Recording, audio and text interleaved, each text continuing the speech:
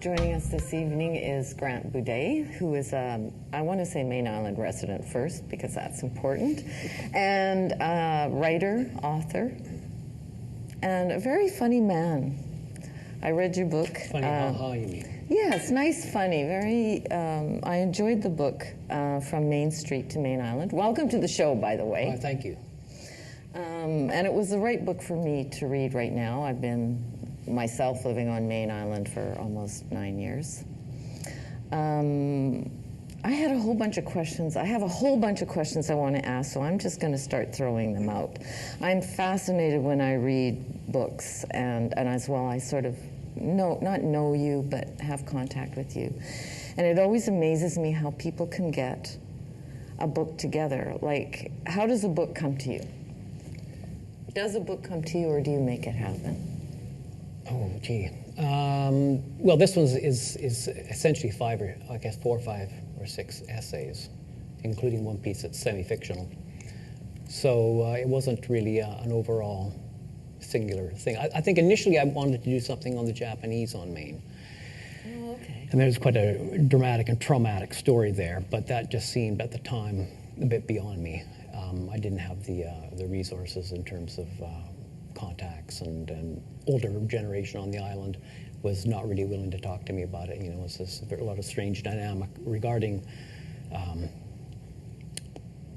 their involvement or non-involvement in various things like this. So it was just too sticky a subject matter for me. But it was just, and there was something immediate about the history of the place to me. I was living there, and I wanted to do something in nonfiction because it's a nice counterpoint to working in fiction. And it just seemed to me that there were so many interesting characters in the place, and I wanted to do something with it. And it's very spot on in my experience of Mayne Island. It seemed to me too, it was very intimate of the people, certain people on Mayne Island, and yourself. Was that risky? Definitely. I had to disguise a few identities, and you know, because you got to live with these people. And I'm saving the big Mayne Island book for when we leave. You know, I'm going to sort of you've got it yes. stored away somewhere. Right. Well, it forces you to really go and pay a lot of attention to them, because you don't have this wall of anonymity if you're dealing with people who you don't live around.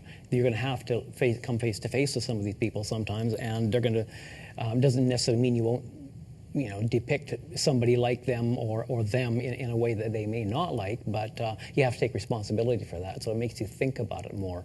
And certainly some people were saying stuff. Are you still friends with that person? But I don't think anybody really gets lambasted or that's just a different project.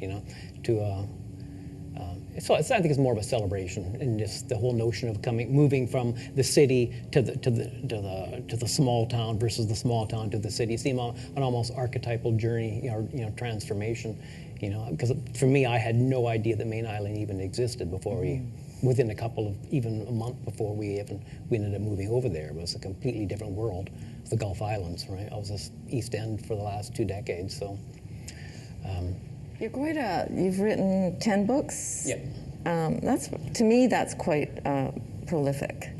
Have you always been a writer? I know you talk about being interested in words and language. You were an English teacher, right? For a while I taught at SFU and at Douglas College, yeah. No, I started off animating. I went into the arts, when I was still at Vancouver School of Art, I went into the animation program. And something went wrong. Probably me. Didn't work? Yeah, there's all, just changed directions and ended up getting into live action. Then from there, getting into scripting. I think because I'm completely inept when it comes to anything technological, certainly cameras. I don't know how all these people have any sense of how to run a camera, especially these complex jobbies here. Editing really wasn't for me either, so I moved into the writing aspect of it. And then I ended up quitting and going back to returning to SFU, which I had already failed at.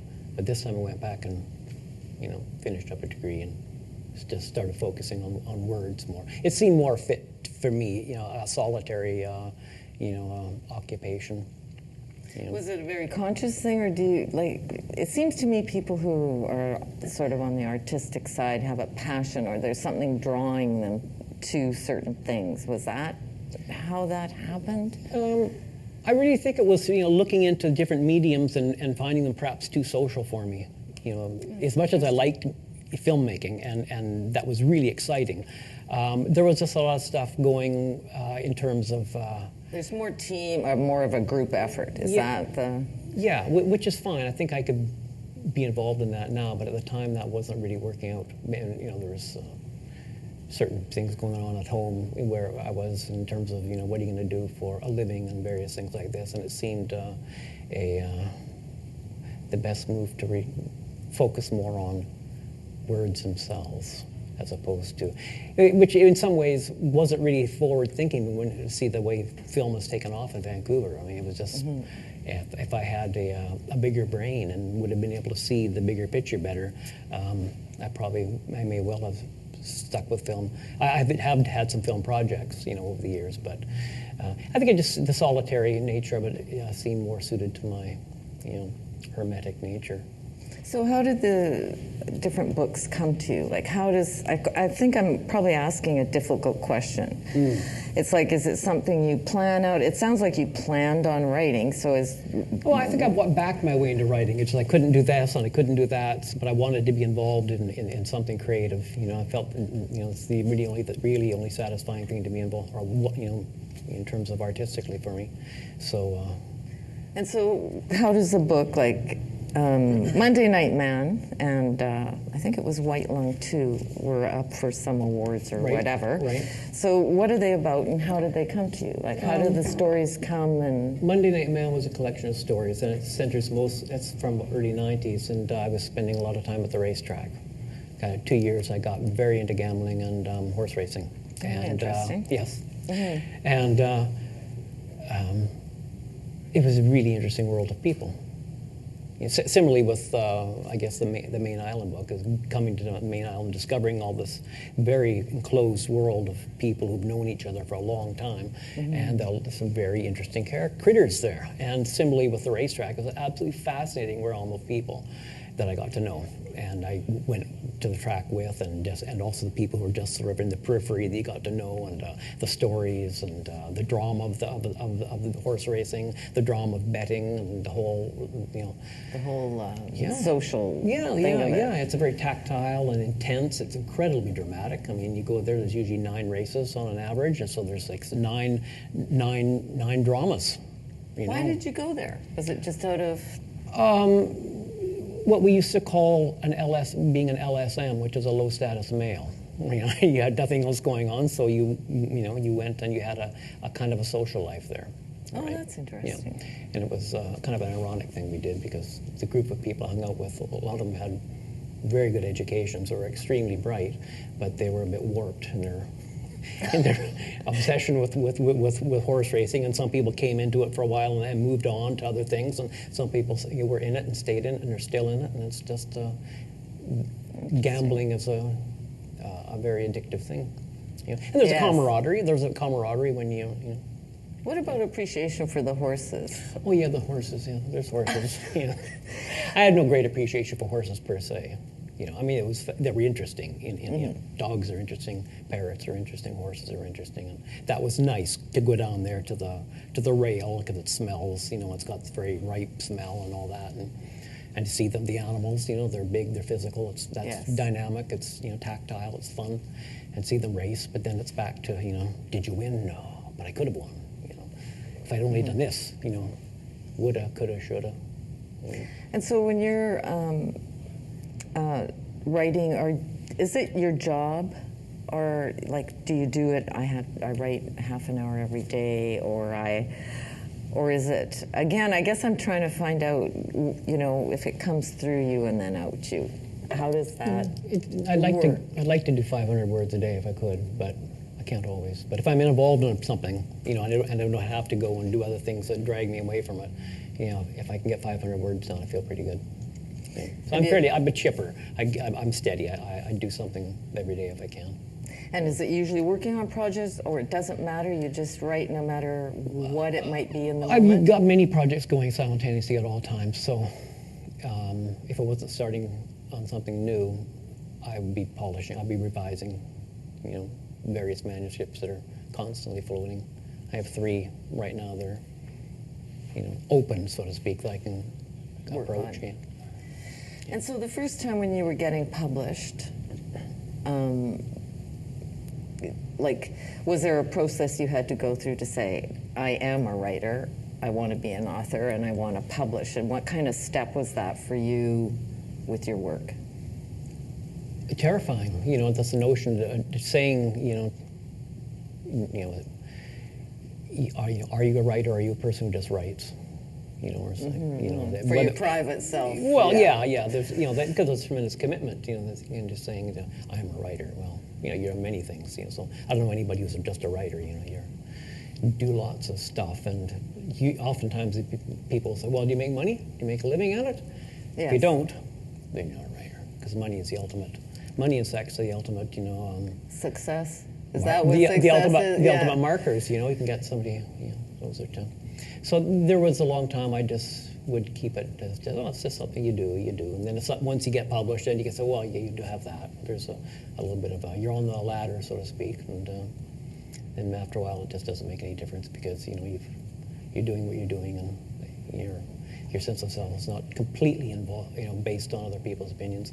It's always somewhat important, but it's never, And who do you have? Do you have people around you who help you,